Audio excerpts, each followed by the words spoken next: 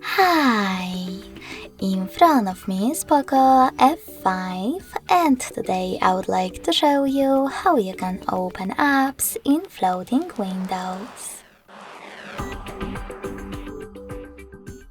First of all, select an app that you wish to use in pop-up view, like Play Store.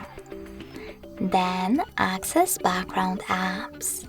In order to do that with Tricky's navigation, tap on this square button. Now hold your app and click on this icon above the gear.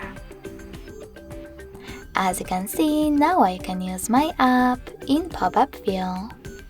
If you want to move this window around, hold blue line at the top and drag it. Then place it and let go.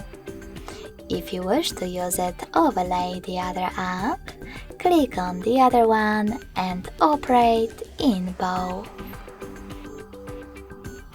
You can also turn this window into a bubble by tapping on Home button.